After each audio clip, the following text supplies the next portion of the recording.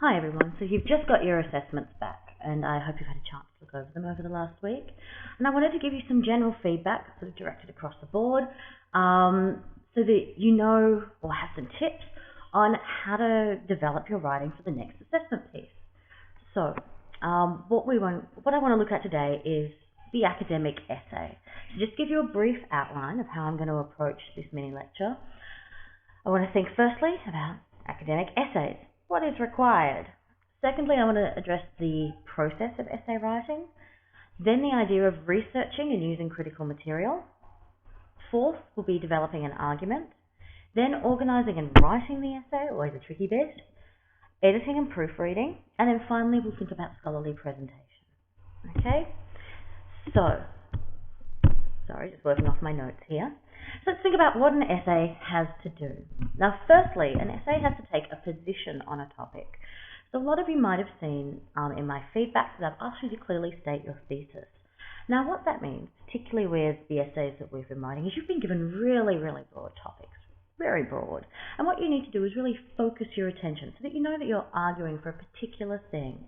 So you need to develop an argument with close reference to the texts that you're looking at. And you have to locate this argument in broader scholarly debates. So these broader debates are the things that are listed in the prompt. Okay, so they're things like maturity and young adult literature, how genre functions, how power functions as a result of genre, these sorts of things. And then after you've come up with whatever the position is that you're arguing, you need to employ a scholarly presentation, which is of course the essay itself. So, let's think about genre and voice. Okay, so in the academic essay is in fact a specific genre. Okay, so when I say genre, I'm not talking here about fiction genres like fantasy or science fiction or the West or crime novels. What I'm talking about here are literary genres. So we're talking poetry, plays, essays, novels, a slightly broader approach.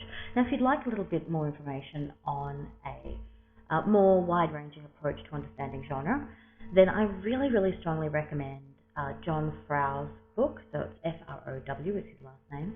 It's called Genre, and there was a republication this year, so it should be fairly easy to get a hold of. And that's been an absolutely brilliant book. I've been flicking through it myself for some research. Now, the academic essay, as I said, is a specific literary genre. It speaks to the academy, so it's not speaking to a general reader like a newspaper is. And this means that it has to engage with existing scholarly conversation about a text or topic. So it acknowledges those voices, the other academics who have been working in the field, and it also strives for analytical clarity based on a close reading of the text. So this analytical clarity is the evidence that you're asked to provide to demonstrate your point. Now, an academic essay uses formal language, paragraphing, and punctuation. You should see all of those in there. So when I say formal language, what I mean by this is that academic essays don't employ abbreviations. For example, you would write television instead of TV. It doesn't use contractions, so no don't or can't. You'll be using do not or cannot. Okay, so these are just sort of the politeness, I suppose, of academic writing. Now, it is, however, possible to use I in an academic essay, and I know this terrifies a lot of people because all through high school you were probably told, no, you never use I in an academic essay. There are definitely schools within the humanities who don't appreciate the use of I, anthropology, sociology, history. Okay, so I know there are some who don't encourage you to use I. But within the English faculty, we're all about acknowledging that arguments and perspectives do, at some level, have some subjectivity and bias. And we have to do this in order to destabilize those voices that are set at the top of the hierarchy that pretend to be objective or normative. By acknowledging our own non-normativity, we challenge the normativity of those voices that regulate and control us. And that's how we can engage in a more critical understanding of how power works, which, as I guess you've figured by now, is one of my favorite things. I mean, I love power. I love having power. I'd be an evil overlord if I wasn't a literary teacher, obviously. So when we do use I in an academic essay, it's very, very important in the English faculty to remember that we use it to make a substantiated viewpoint. Now what I mean by that is when we use I, we use it in the form of, in this essay, I argue that. You put forward your point.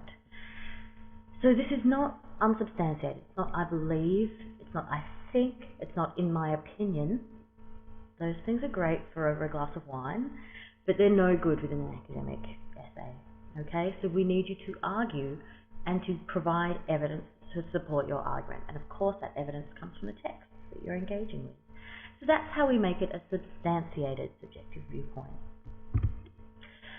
Now, in order to look at or to think about what a high distinction essay is going to look like, for example, what you'd be showing me is a finely expressed answer, okay, so clearly written, using nice language, properly punctuated and spelled and all the rest of it, showing an excellent understanding of the text.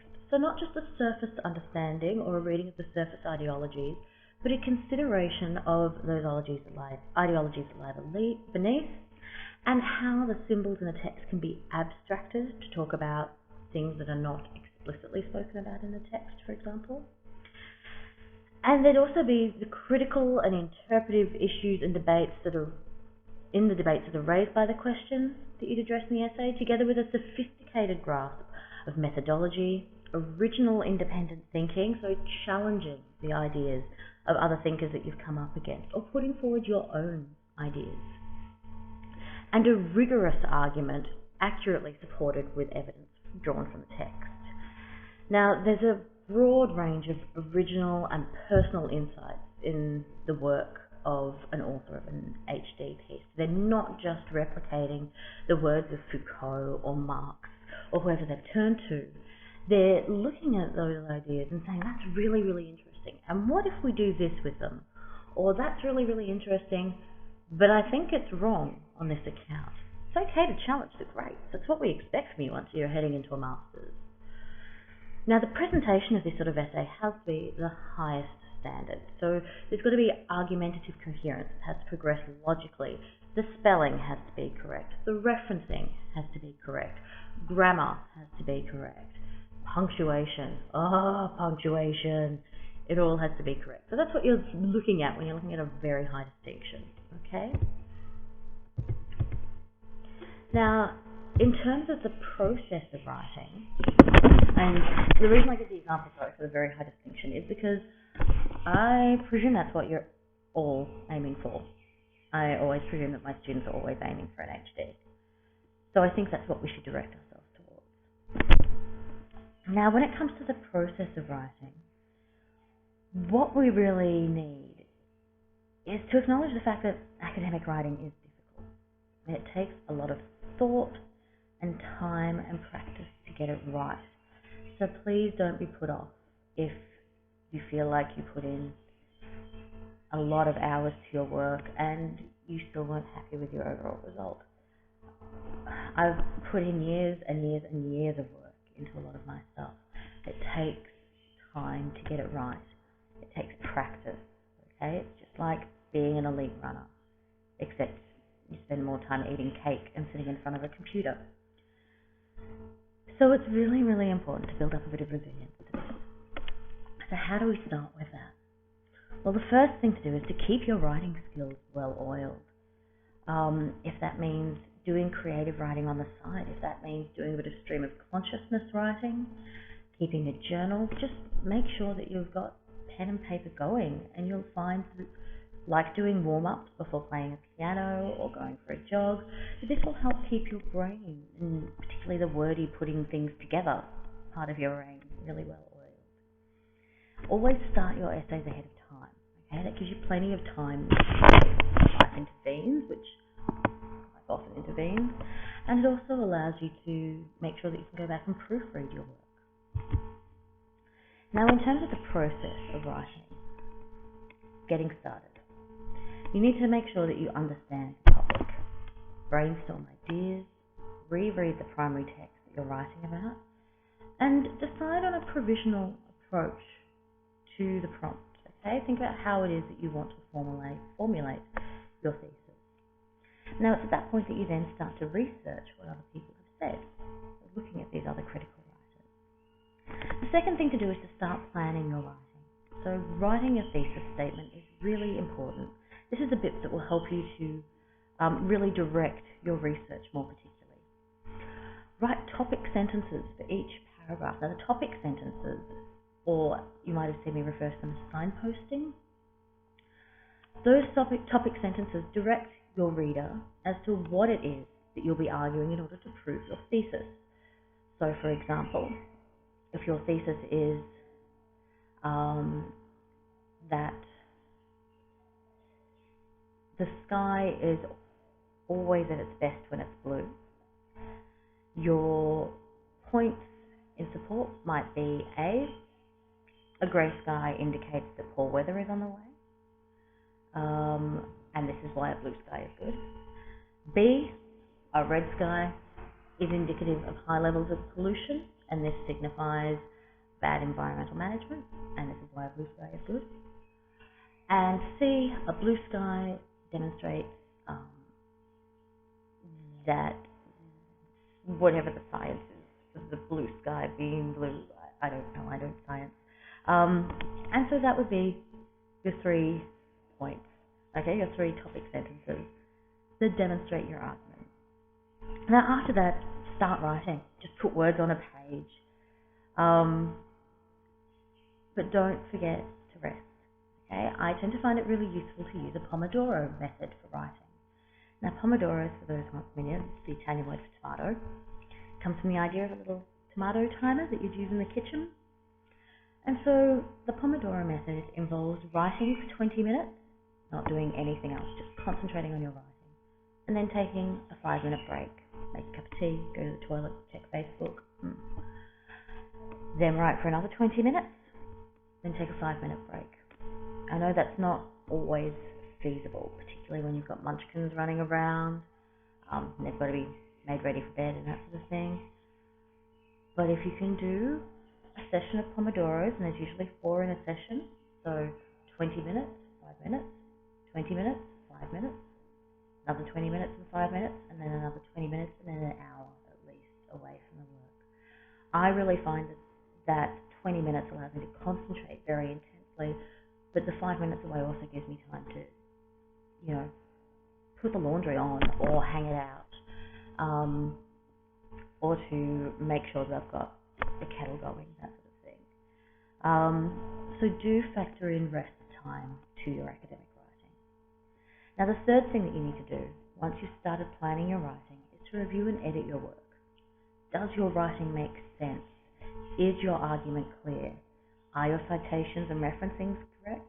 Pro tip, do them from the very beginning. Don't go back and fill them in once you've finished writing your essay, because you'll sit there going, what am I doing? So always do it on the way through. And make sure that you cite claims to fact. Okay, so even though you're writing a literary essay, if you're trying to tell me that, you know, for example, if you're writing about the book thief and you're like, in September of 1939, Germany under Hitler's leadership invaded Poland. We know that happened. You need to just make sure you can turn to a history book, like a history textbook, and just chuck a citation in there, okay? So when you're making claims to fact, cite them, just to be on the safe side. So, the final thing to do there is to proofread thoroughly. Make sure that you've written feel, not fell. Make sure that you've written the correct theirs, the correct itses.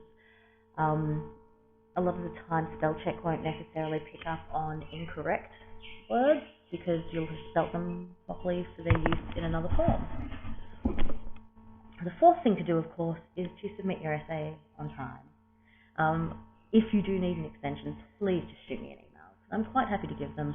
I would much rather that you guys have a couple of extra days to put together a really good piece of writing and I get to read that than have you stressed or anxious and for me to have to read writing that's not as good as it could be. That works better for all of us. think. So if you do find that you need a couple of extra days, please just send me an email, okay? So that would be great. Now, that's the process of writing an essay.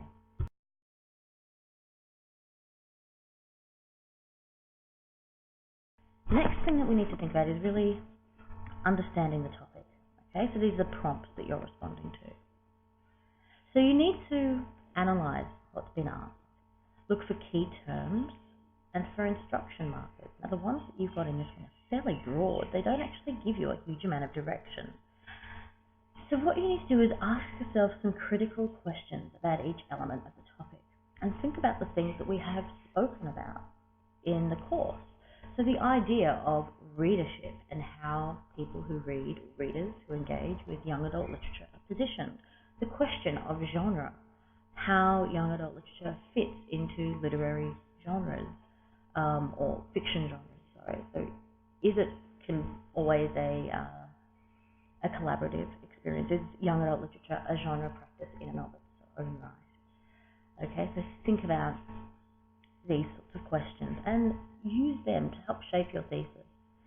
And then you open up the topic by brainstorming synonyms for key terms, so particularly as they relate to ideas in the text. So what I'd like for you to do is to consider the following topic, okay? So I want you to just think briefly. You can put your response on the cloud if you want. What is this topic asking you to do, and how would you open it up? So the topic that I want you to think about is that T.S. Eliot suggests Hamlet's procrastination is difficult to understand because his emotions appear to be in excess of what the circumstances require. How far do you agree with Eliot? Okay. Now, in order to respond to that, you don't have to have read T.S. Eliot's paper on Hamlet. All you have to do is think about that particular topic. So I'll say it again so that you can write it down. T.S. Eliot suggests that Hamlet's procrastination is difficult to understand because his emotions appear to be in excess of what the circumstances require. How far do you agree with Eliot? Okay. Take a moment to think about that. Pause me, jot some stuff down, and then we'll come back. Okay, so now that hopefully you've paused and had some time to think through your response, let's think about the key words in that statement. So the key words are Hamlet's procrastination, difficult to understand, emotions, in excess, and circumstances. So these are key things that we're looking at in that particular statement. Now the instruction for responding to those keywords is how far do you agree with Eliot? Okay, so how far do you agree? So the questions that we would write, think about in response to this prompt include: is this what Eliot actually says? Does Hamlet procrastinate, or is it something else? Is Hamlet's behaviour difficult to understand? Why? Why not?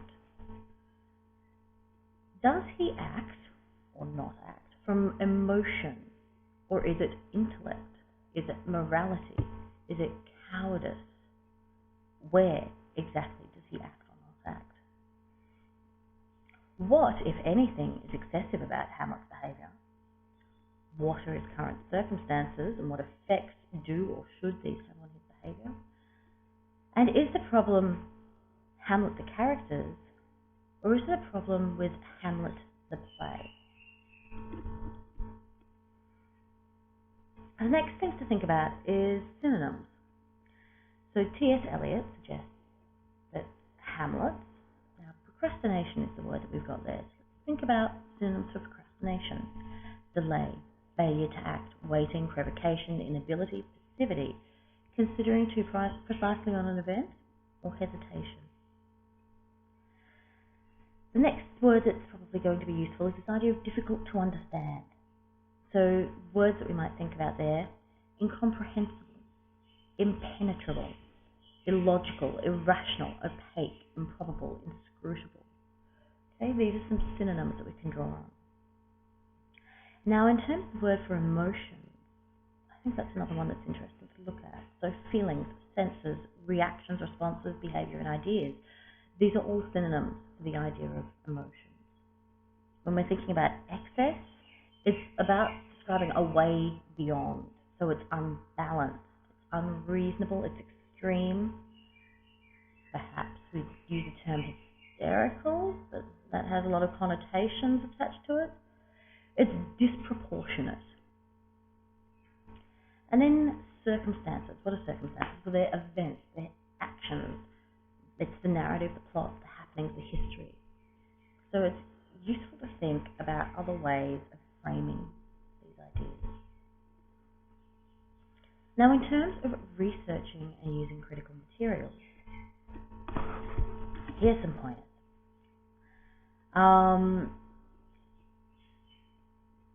What you want to do is use your library databases. Read abstracts on articles in order to quickly determine whether they're relevant to your research. Always record the bibliographic details at the outset. As I said, jot that information down from the get-go. Assess the quality of your resources. So they should be peer-reviewed scholarly articles. Most of you are really good with doing that as well. The other thing to think about when you are reviewing these sort of articles is, are you dealing with an introductory text that's meant to clarify the ideas of other thinkers, or are you dealing with the thinkers themselves? So if you've come to an idea through an introductory text, expand your research. Go and find the work of the thinker that the introductory text is talking about. There should be the citation details for that introductory text, for the thinker's original text in the introductory text, so it should be easy to find them. Engage with what the thinker actually said, okay? Because then you can formulate your own opinion about what they've said, and you may agree or disagree with how the introductory text has interpreted their work. So when reading critical material, identify the writer's main arguments and read critically. Question ideologies. Question why it is they're making certain presumptions or leaps of knowledge. Don't rely on the critical material to do the work for you, okay?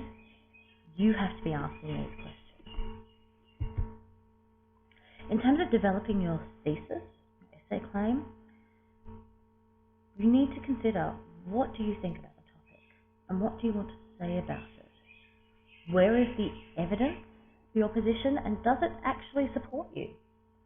And then think about, what have others said, these other critical thinkers, and do I actually agree with them? It's that critical component.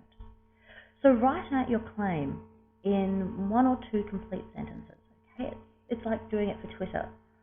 So this essay will examine X, arguing Y. Or in this paper, I will argue that, whatever you're arguing. So let's think about some essay claims. Okay, so I'm going to give you some examples.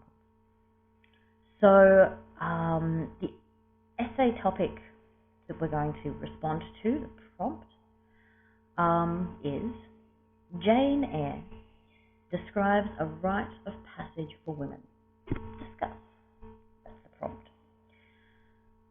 So, potential responses to that prompt are: A.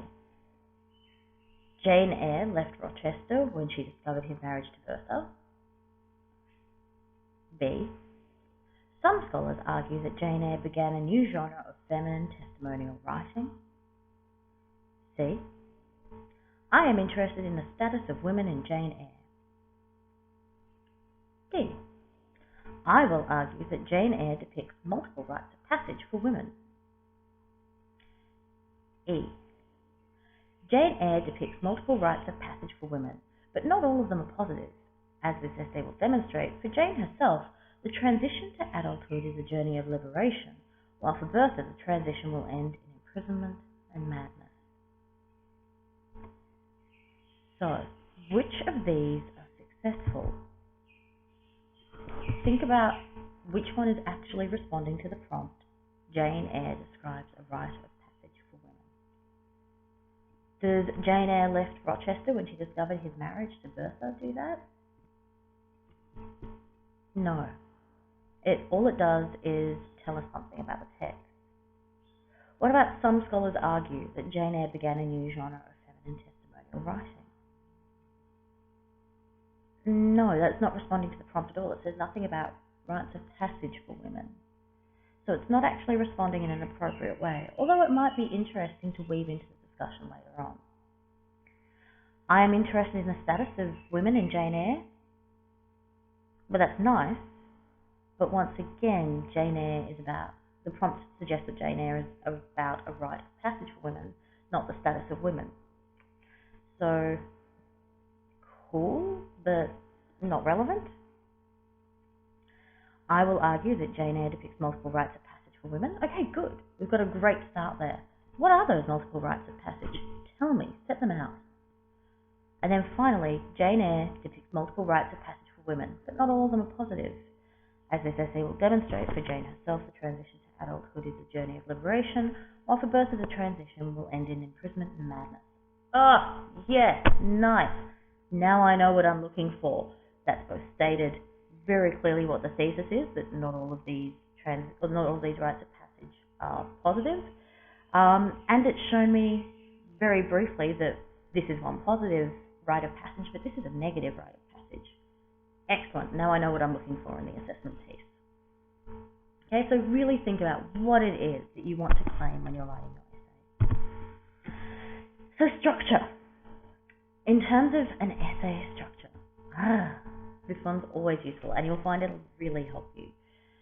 You need to have an introduction. So this should set up the terms of the essay. It should focus the topic, it should outline the purpose, and it should outline the argument and structure of your assessment piece, so your thesis and your signposting. Now the body paragraphs should all have a clear topic sentence which further elaborates on the key claims, and it should discuss specific textual evidence in detail. Now, at the end of each paragraph, you should be able to link it back to the prompt or your thesis in order to make sure that you're tying things together nicely. Now, the conclusion reiterates, okay? It doesn't just repeat key claims. It reiterates them, and it flags further considerations, sort of where to from here. And then finally, there should be a list of works cited. These should be alphabetically organized in the Harvard format.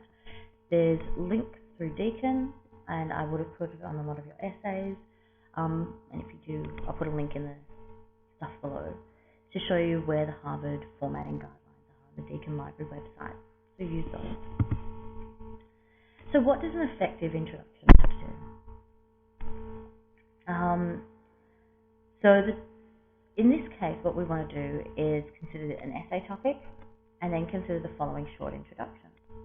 I'm going to think about, are they successful, and what would you edit or change? So if the topic is discuss the role of Miranda in The Tempest, then Shakespeare constructed many powerful female characters in his plays, including Lady Macbeth, Cleopatra, and Portia. In this essay, I will examine the treatment of Miranda in The Tempest. What are you going to tell me about Miranda in The Tempest? What do you think is important? B. The Tempest is a play about power. Ooh, nice opening. It explores a number of different dispossessions and usurpations. Prospero and Antwerp, Prospero and Caliban, and Sebastian and Alonso. This essay will investigate Miranda's role. You just not really told me about how she fits into that play of power. What are you suggesting about how her power works? Clarify that a little bit for me before you lead on a bit more. Third option. The Tempest offers a complex picture of power and usurpation. Not only is it an examination of political sovereignty, but it also explores sexual sovereignty. I will examine the role of Miranda from this perspective. While she appears to be positioned as a subordinate to the male characters, I will argue that she in fact disrupts the operation of masculine power in the play, particularly in the context of her relationship with Ferdinand. Oh, yes, great, nice. Okay, so you've got my attention by telling me that it's about power, because you know how I feel about that. You've set out some overarching claims, and then you've looked at the really specific one that situates Miranda, and put forward that there's a superficial reading, but that there's also a deeper reading of the text that's available, and you're going to demonstrate that to me. Excellent. This is what I want to see in an essay. Nice introduction. In terms of language, as I said, we keep it formal, okay? So do strive to extend your vocabulary. It'll demonstrate your confidence in your writing and your intellectual flexibility. But don't just hit up the thesaurus and replace a word. Think about its connotations, okay? When you're writing, you're being a painter with words. And so you need to think about what their tones are, how they colour your work, what sort of connotations they have, what their history is.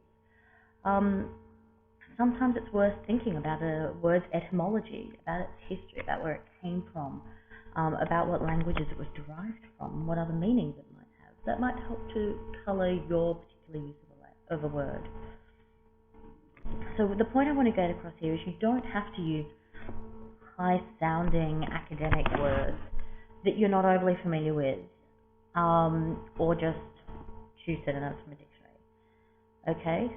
You should be aiming for clarity and expression. This is why Morris Gleitzman is one of the greatest authors of the modern age. He's clear, he's concise. He does use words beautifully, but he also uses simple words beautifully. And so don't feel like you have to use big academic language that is really convoluted and dense if you actually have a much clearer, more accessible way to say things. Okay? When it's 2 o'clock in the morning and I'm grading essays, I thank you for that.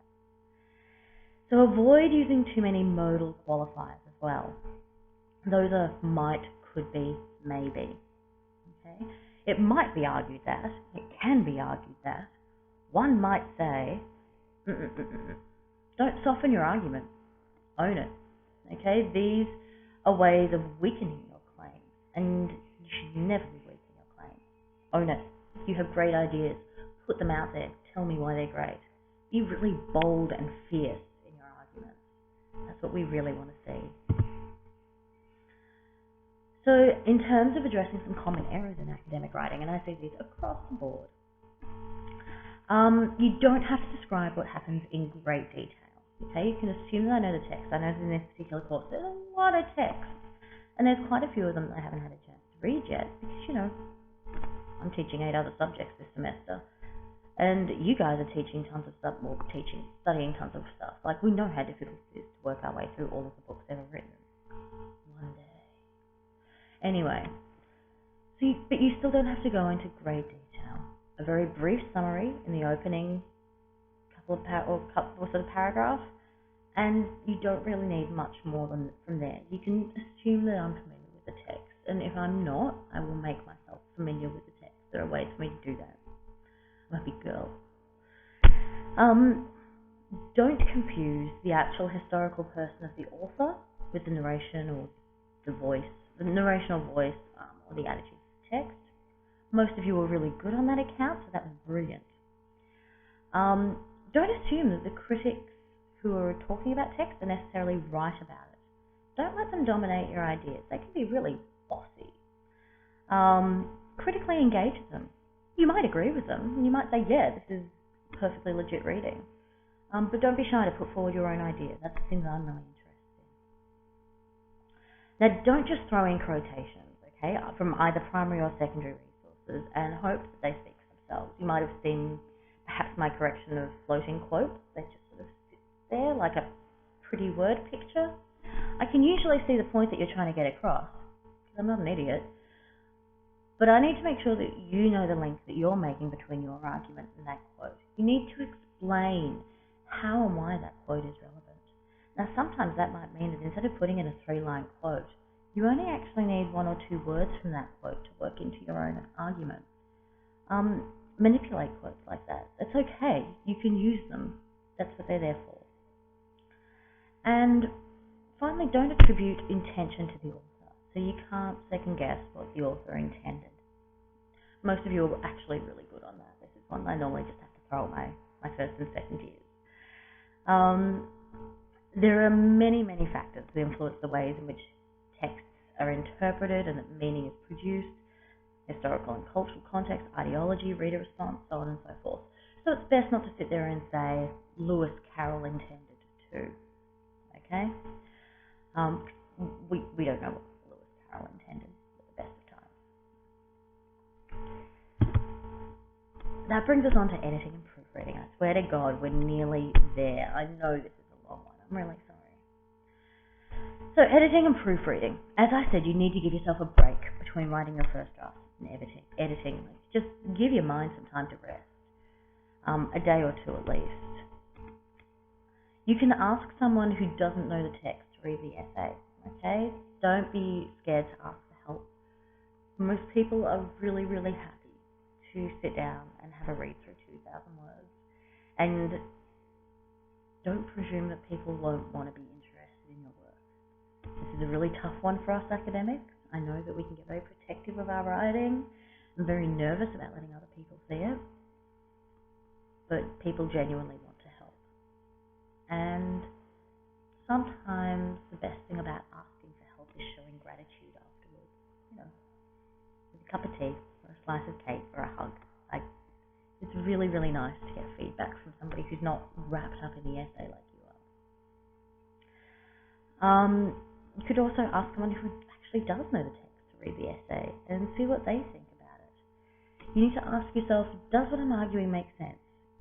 Are the arguments logically following on one from the other? Use spell check, but don't just rely on it. As I said, there are definitely instances where you'll spell something correctly, but you'll have spelled full instead of fall, for example. F-U-L-L instead of F-A-L-L. It happens all the time. Do not leave your essay writing to the last minute. It's rushed, it's uncomfortable for you. For me, I can see the twitches in your essay. It just, no.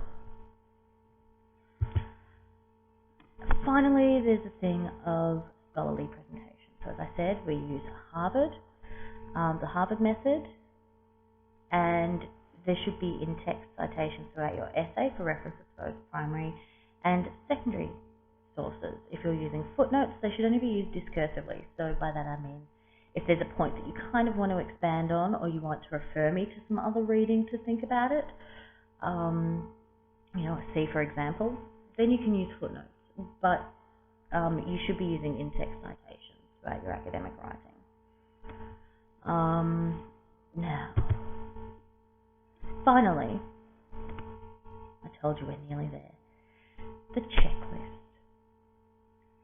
Have I addressed the topic?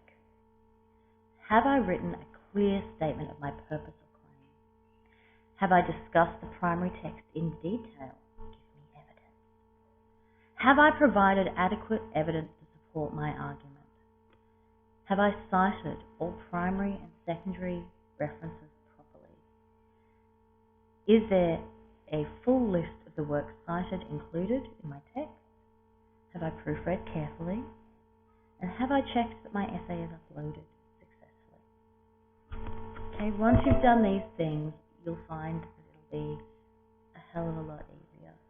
I'm hoping that that gives you a good guideline for what to do with your second assessment piece. And I'm really looking forward to reading them because it was so enjoyable. There were some brilliant ideas that were coming through in your first round of assessments and some really interesting texts, some of which I've added to my summer reading list. It's going to be magnificent. So thank you very much for your first round of assessments, and I'm really looking forward to seeing your second round. All the best.